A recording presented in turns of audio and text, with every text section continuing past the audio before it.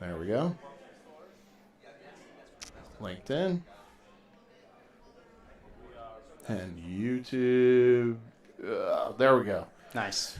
Hey everyone, it's JC back here live, the 2021 National Comeback Conference here in Orlando, Florida, at the beautiful Rosen Plaza Hotel. Sponsored by the Coalition of Law Enforcement Retail and the Florida Law Enforcement Property Recovery Unit.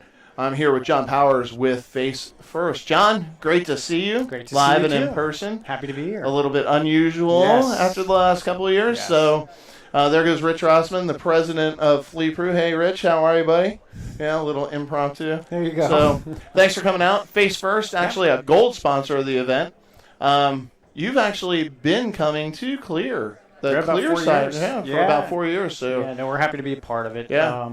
It's a great opportunity for us to sort of bridge the gap between our retailers and our law enforcement folks. So happy to be here. Yeah. Thank you so much for your gold sponsorship. We really appreciate it. It's really important to us to provide a venue like this and the training that we provide, etc. Talk to me about Face First. You have a really unique product. We do. And one of the things that's great for us is we have been, I call us an old startup. We've been around since about 2012. So we're in the space where you've got to kind of prove what you're doing. And for us in retail, we've been doing that really well and scaled for many years.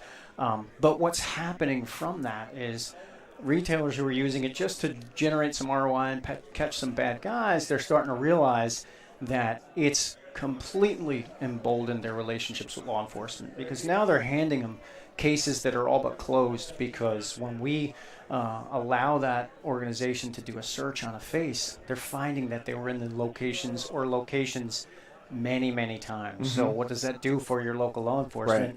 They go, wow, you just handed us everything we need. So beyond catching bolos, some of our organizations are doing searches on faces that they saw in a press conference.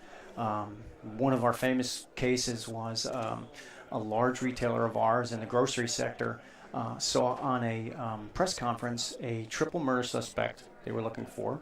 And he said, hey, you know what, let me grab that image. Let me see if I could find that in our federated search of all of our locations. 2 matches, 2 days before the murder, unfortunately with the people who were murdered. Yeah. But they were able to hand that right off. The police saw that.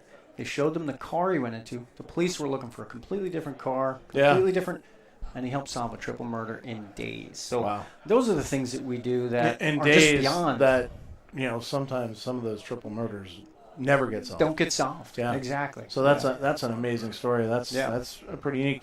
Talk to me about the technology. Sure. How does Face First work?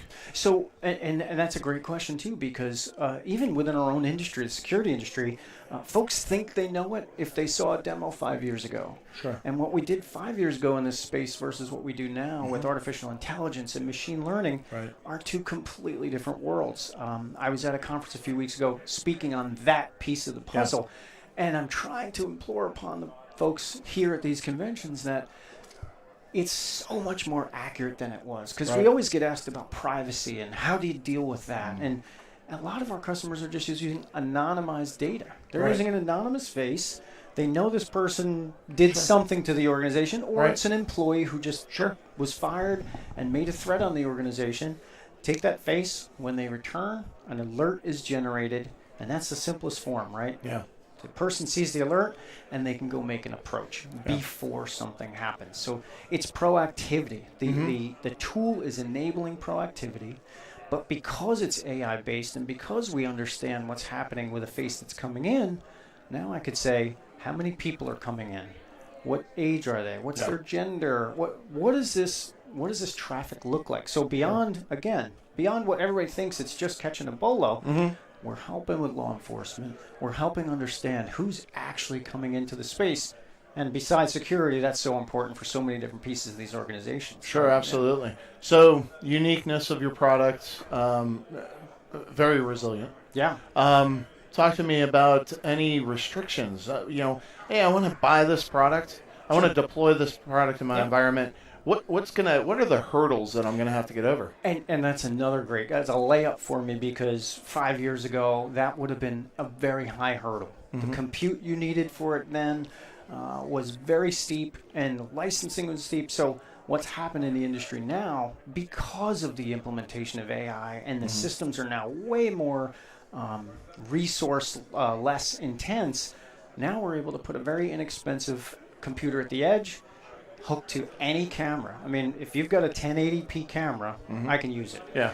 2 or 3 years ago, I would have said I need 4 or 5 megapixel. Right. What was a 4 or 5 megapixel 2 or 3 years ago? Right. Very expensive. Right. Now I could use the webcam that you're using here. Yeah. I could literally use anything.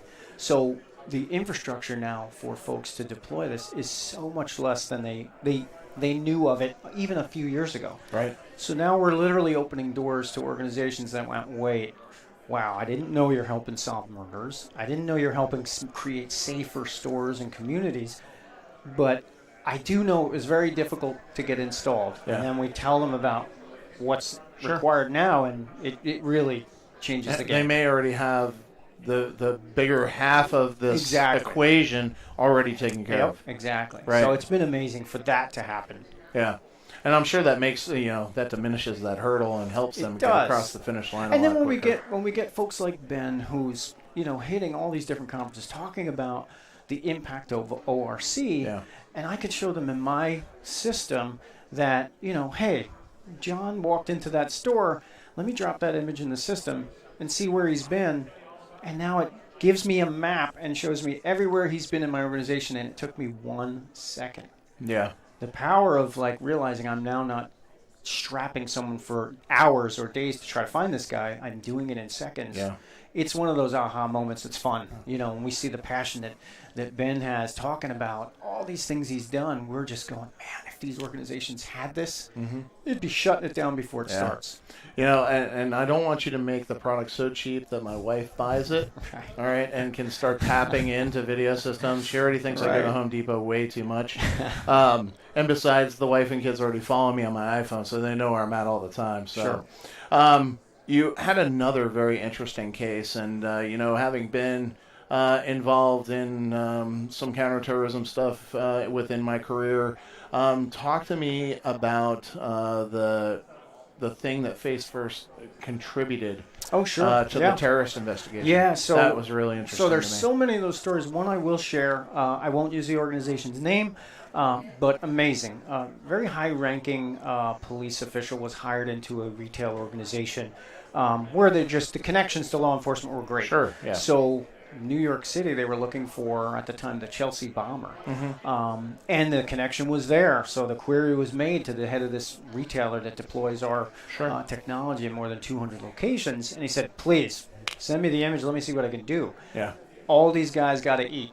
Yeah. Now, if you're a retailer or a grocer, you're in an area. Chances are he's going in there for something. Right. So they put that picture in the system, and they were able to localize. They found him. They were able to localize where he may be coming from, and he was captured as a result of a Face First alert. That's tremendous. When you tell that story, it just and this is all beyond the reason you put it in. Yeah. So people want to talk about how tough the environment is now from a safety perspective, and what's happening to my employees out at the edge. And shifting gears from that, one of my retailers out in California, before Face First, they're dealing with insurance claims and all these things associated with making apprehensions. Yeah. They put our system in now, and it changes the game because they're actually approaching them by saying, hey, how can I help you today? Yeah. If you need anything, let me know. Yeah. And when they do that, the person's disarmed and they leave. Right. So you're not doing that post game where the guy's stolen something and you're confronting him. Right. Now there's a fight, there's a scrap. All that goes away. So beyond those stories of terrorist activities, it's the day-to-day. It's just unbelievable. Clear FLEPRU, kind of a very interesting concept, right? First time we've actually come together. I don't know if you're aware of this or not, but Clear was born out of FLEPRU. Yeah. 11 years ago now, I guess it was. And the uniqueness of putting the public and private sector together and training, how important is that? It's huge because for the private sector to truly understand what's happening on law enforcement and what's going to help them help you. These kinds of conversations, executives coming together with law enforcement, you just can't put a price on it.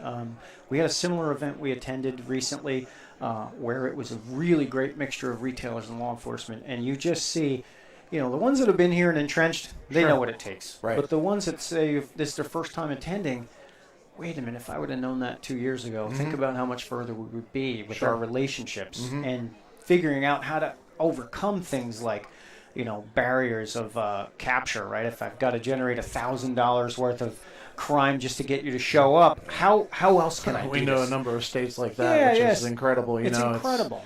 Hands off, don't do this, Right. don't do that. Ugh.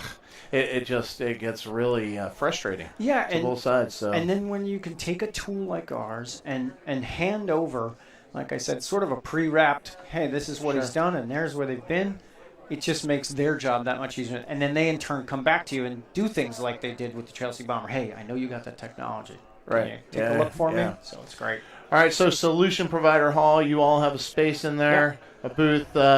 How's it been for you guys? It's been great because between the sessions, the attendees have a chance to kind of go in and sample it, and getting the level of executive is key, right? It's someone who can actually make a decision, and so that's been great for us. We've had some great conversations. Yeah, how's the interaction been on both sides of the house, both law enforcement? Yeah, no, it's been great. I've had a handful of law enforcement folks come over for exactly the same reason, especially on day one. Yeah. And again, give them a 3-minute demo, and these are law enforcement folks which you would assume know as much as or more than anybody. Right. It's not always the case. Yeah. And they're scratching the surface because someone said, hey, we need to figure out how AI is going to impact our world. Yeah. And we walk them through that, and they go, wow, I knew it was good, but wow, let's talk. Really interesting solution. Really great talking with you.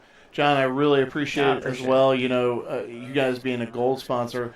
2022 right back here at the Rosin Plaza, another joint conference. The teams have decided to come back together once again, expanding twice the footprint.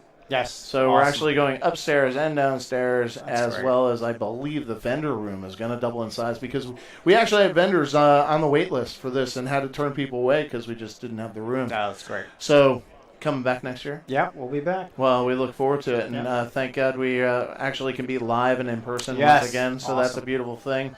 Great. And once again, John, thank you so much. I appreciate the conversation. You bet. All right, everyone, this is JC Live, Orlando, Florida, at the 2021 National Comeback Conference, sponsored by the Coalition of Law Enforcement and Retail and the Florida Law Enforcement Property Recovery Unit. Thanks so much for checking in with us and viewing our special live streams here with our vendor spotlights and our partners in crime, fighting crime, that is. So stay tuned for more content, and please like these videos, boost our posts so that way we get out there and reach more viewers. So thanks so much for checking in with us, and we'll be back shortly with more great content. Thanks.